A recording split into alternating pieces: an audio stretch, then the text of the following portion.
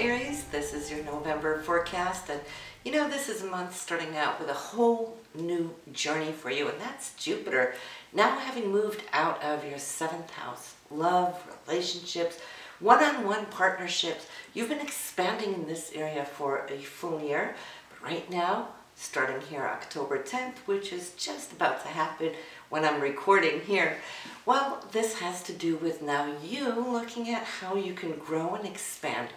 Not necessarily your income, even though this is a money house. The 8th house has more to do with partnerships, the money that you have with your significant other, or also investments. So you might want to see how Jupiter can grow your retirement funds, for example. Any kind of investments. There might be a windfall coming in, or there could be maybe bonuses and so forth. Any kind of royalties, that kind of thing might come into play as well. And it might just be you guys being more generous with your partner and so forth. So Jupiter has really done well for most of you Aries, I feel, here in 2017, from late 2016 that is.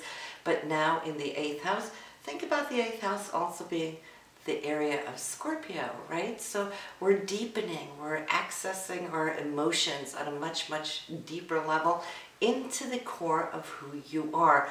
So yes, it is passion as well. We can see how Jupiter is going to be affecting and growing this area and becoming that much more abundant with you. And also it's about truth. Jupiter is about truth. And Scorpio, if it starts digging, it will never let go until that last stone is turned over. So you will come to see that your passions are shifting as well. October 10th, and this will go straight through to that of next year. So what else do we have this month? We got Venus and Mars in your 7th house, so that's still percolating, okay? Venus and Mars both rule love and romance, especially in this area. So Venus in Libra, it rules Libra. So there's harmony. You've been working on this straight through that of October, but as we enter into November, we still have a few days until November 7th for it to do its magic before it returns in a full year. Mars, however, will be staying in this area for you until that of November 21st. So Mars is passion, direction, goal orientation, interaction with your partner. So November should be a very good month for you. We also have Neptune, which has been retrograde for a long time, now turning direct. This will be on November 22nd. In your area, it's showing up in the 12th house. So if you are normally, naturally a dreamer that dreams a lot, and Neptune having been retrograde, well, one or two things can happen. Either you might have felt that your dream time has kind of slowed down, turned off, not dreaming fully as much. For others, though, it has probably reactivated a whole lot more, right? Where you've been dreaming super much. But now when it moves direct again, you can take some of these dreams and put it into a visualization, which you can then follow with your creativity. Always think about Neptune not just being spiritual, but your creative drive and your source. It being in the 12th house upon which it rules, it's extra strong for you, Aries. But it is also a month now where we can start seeing things change. We are finalizing the journey of Saturn, which will be changing signs next month, not quite yet. So what you want to focus on while you can, Aries, is all preparation for what you're thinking long-term as far as career. Next month, when Saturn moves into your 10th house, you will have that for the next 2.5 years focused solely on growing your business or working, moving ahead, climbing the ladder, getting your promotions and so forth. And that will then finalize a 29-year journey since Saturn was there the last time. So right now you might be feeling it, that something is coming, right? Which doors are going to open up? So there could be research. This is what the 9th house is all good about, and it's been there now for nearly 2.5 years. So it's given you a lot of time to prep, to work, to investigate, and so forth. So yeah, use November wisely is all I can say. Well, we start out the month here, Aries. We got the Venus, love, romance, but also financial situations coming in to a beautiful place where you can ground it, secure it.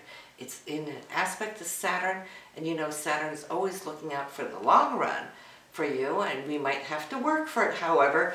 But when it's in a harmonious aspect like this on November 3rd, well, then we're receiving something. It's an accomplishment, something coming together for you. So keep your eye on that horizon. Also on the 3rd, we have the Sun, which represents you, with Neptune, which is that higher dimensional self, your spiritual inner nature, 12th house, dreams, visions, and so forth, come together in a beautiful trine. So I'm thinking that whatever it is you've been dreaming about could actually manifest. So circle November 3rd on your calendar.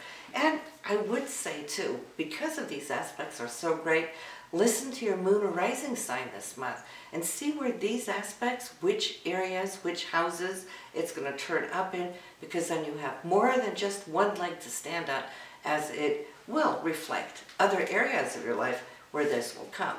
Now, Saturn being in that 9th house and Venus in your 7th house, on the 3rd, it's locking you in with partnership and also those dreams that you are reaching for, which is the 9th house.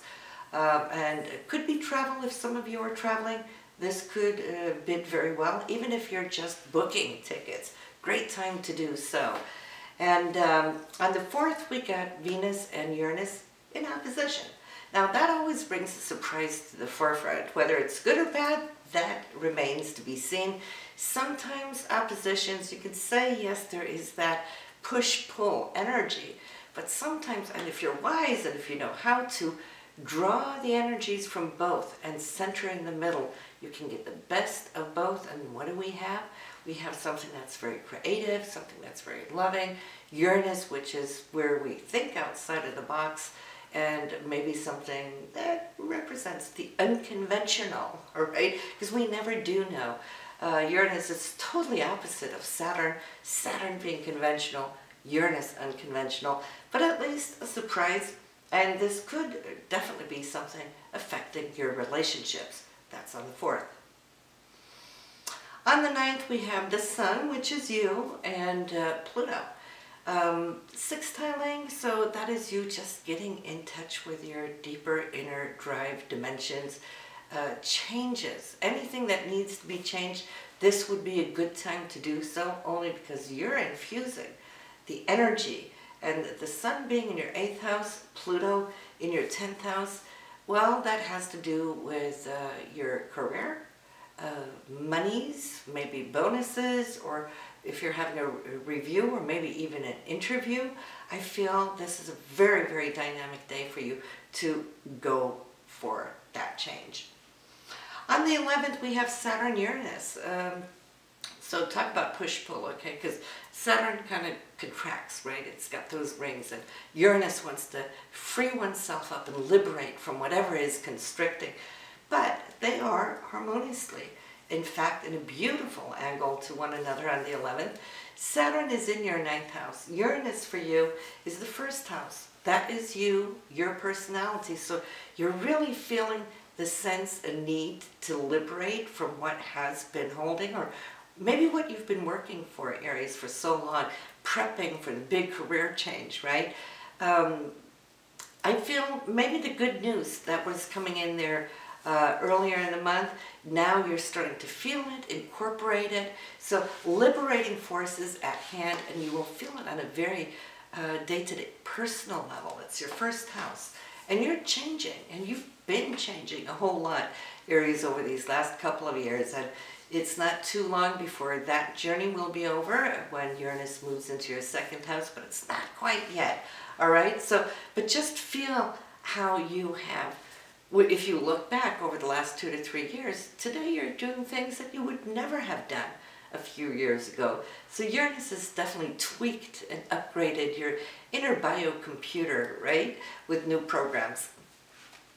On the 13th, we have a lovely day. It happens once a year, and that is when Venus and Jupiter are conjunct. So they're sharing that same degree on the sky. And both of them are very generous, giving. It's a luxury aspect. Venus is also love, and Jupiter being so generous and expansive. This is going to come up for you here on, let me see, Venus hasn't moved in yet. Yes, it has moved into your 8th house at the time. So here I see deep passion. I also see money involved, a great money day for you. Maybe you could even win something since it's the 8th house. We talked about windfall a little earlier. So it could be, but don't run out and buy tons of lottery tickets. You know, if you're meant to win, you will win. But there could be good news. Maybe there's a bonus. Maybe there's a higher commission payout. Or maybe there is something being offered to you. So keep your eyes peeled. November 13th, Venus conjuncting Jupiter.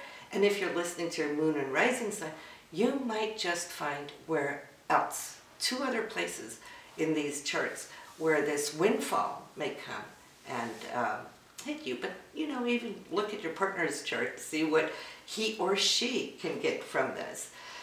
On the 13th, though, there is a little bit of a possibility for miscommunications. Mercury and Neptune, they tend to do that when they square up.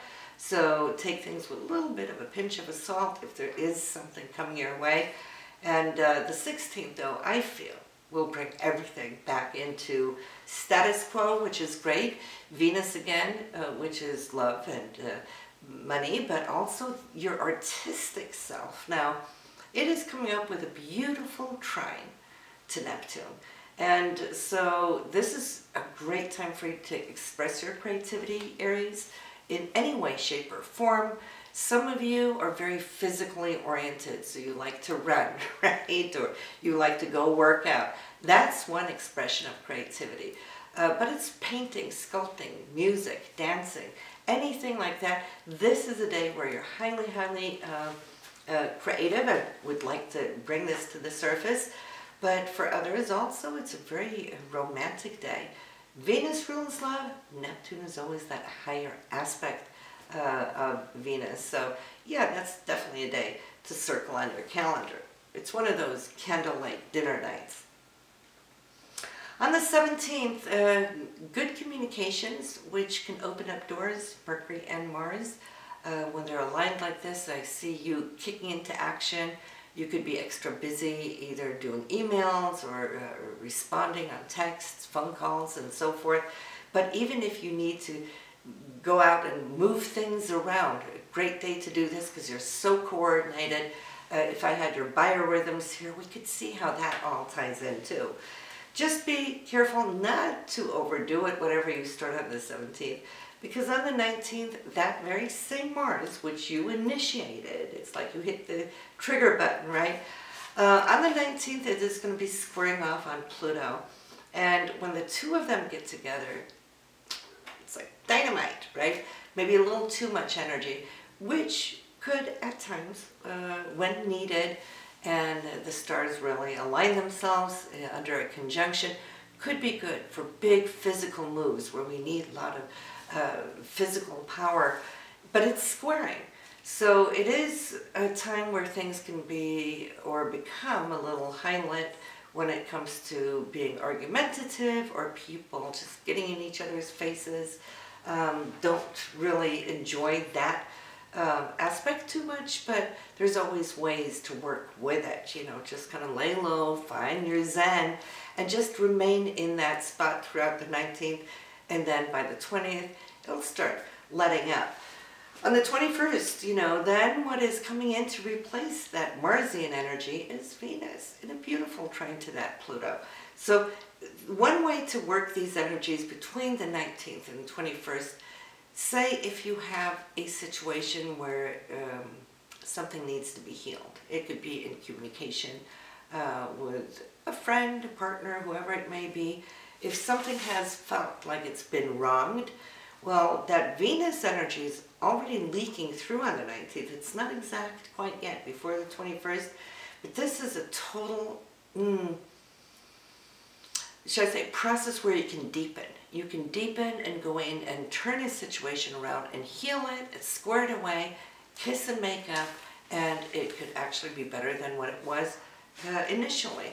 So process days, there for 2 to 3 days. By the 25th, I feel another surprise is coming your way, and it is coming through communication. So text, phone call, interacting like that. But the surprise is good, where it's giving you a little bit of a wow factor, and that wow factor, I feel, is really great. Uranus will always shake and move things around, so I feel that can really pop things for you. When we're talking about that interaction and that transformative energy of both Venus and Mars to Pluto, I feel some of that could be work-related, career-related, since Pluto is in your 10th house. Mars is coming from your 7th house, or has Mars moved by then? It is just on the cusp to change signs, so it's still in your 7th house. So partnership, career. There may be shifts going on there, but Venus is in a good place, and from your 8th house to your 10th house, so that should pretty much make up, maybe it's about what you're earning, commissions, royalties, maybe you're needing to address that at this time, but it's a good time to do so. This is how we can use some of those stressful aspects to our advantage when we know about them beforehand, right? Then we're ending the month on the 28th, where anything of contracts is needed to be looked into. Great time for it. Mercury is about communication, verbal, but also written. Therefore, contracts. Saturn is coming in. So the agreements or the choices, doesn't even have to be any physical or monetary decisions, but whatever it is, your choices are there on the 28th. I feel you're coming to terms with something that actually can sit with you for a long time. This is what Saturn does best when it works for us. So Aries, let's take a look at the moons and where they are.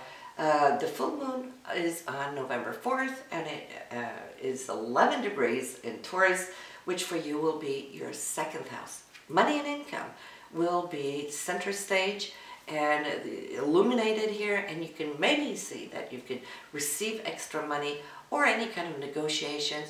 Beautiful time there on this full moon of November 4th, and the new moon, which will be November 18th, showing up 26 degrees in Scorpio, will be in your 8th house.